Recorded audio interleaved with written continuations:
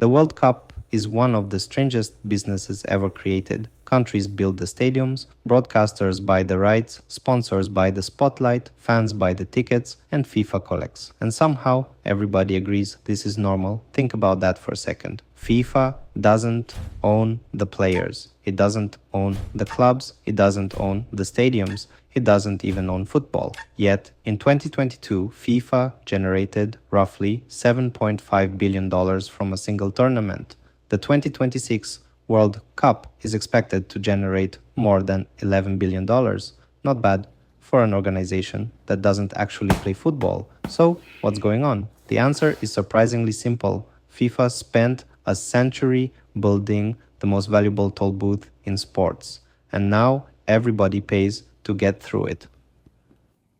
The road.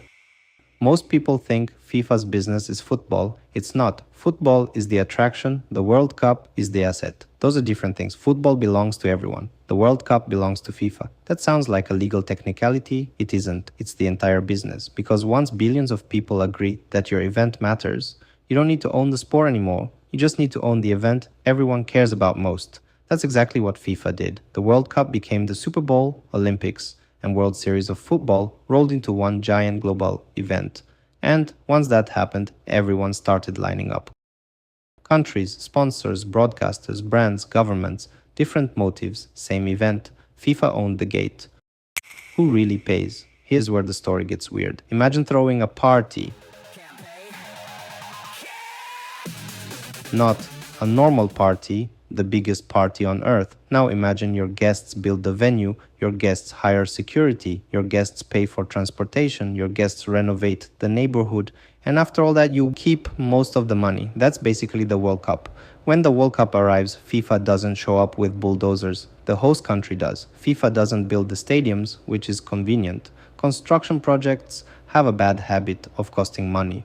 Airports, transportation systems, security, infrastructure, the bill largely belongs to somebody else. For the 2022 World Cup, Qatar reportedly spent over $200 billion on projects connected to the tournament. The event lasted 1 month, the spending lasted years, and before you assume Qatar got scammed, that's where things become interesting. Because Qatar wasn't buying football, Qatar was buying visibility. For 1 month, the entire planet talked about Qatar. That's not tourism. That's advertising on a geopolitical scale. Some countries buy billboards, some countries buy television ads. Qatar bought the World Cup, the first big money machine. Most fans think tickets are where the money comes from. They aren't. Tickets are small compared to television.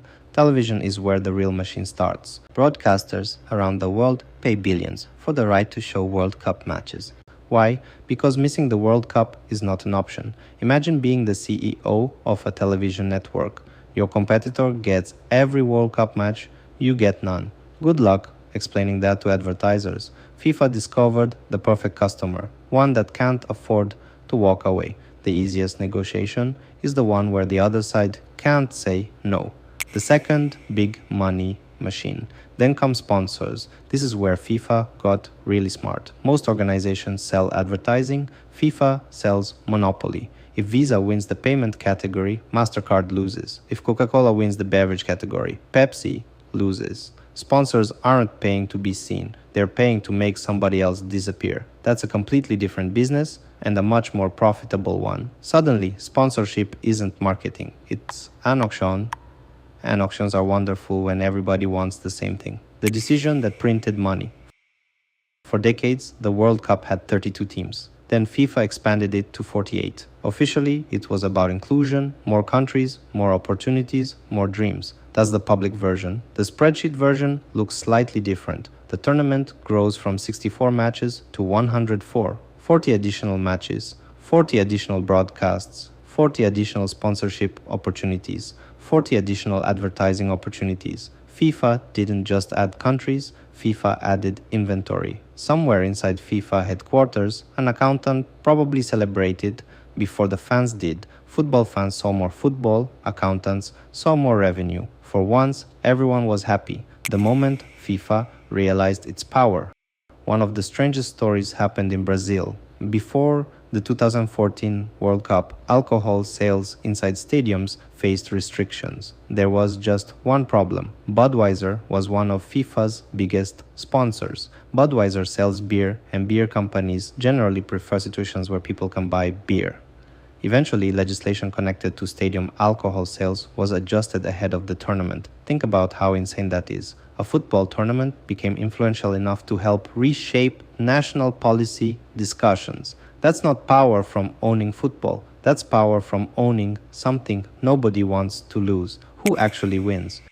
Here's a number that tells the entire story. The 2022 World Cup generated roughly $7.5 billion for FIFA. Argentina won the tournament. The reward? About $42 million.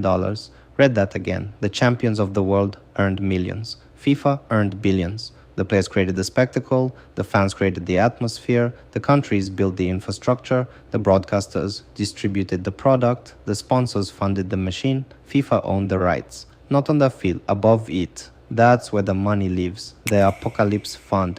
FIFA became so successful that it now keeps billions of dollars in reserve, not millions, billions, just sitting there, waiting. If a pandemic cancels a tournament, FIFA survives. If a global crisis disrupts football, FIFA survives. Most sports organizations behave like sports organizations. FIFA behaves like a central bank that occasionally hosts a football tournament. That's how much money sits inside the machine. The secret. Most people think FIFA became rich because it controls football. It doesn't.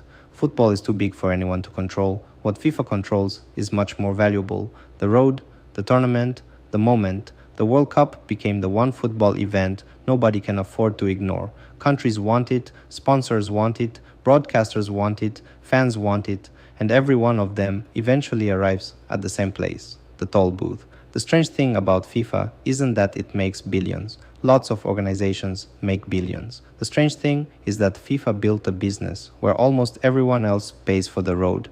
Then FIFA charges everyone to use it. The players play the game, the fans fill the stadiums, the countries build the infrastructure, the broadcasters tell the story. FIFA owns the toll booth, and every 4 years, the entire world lines up to pay. This is broke genius.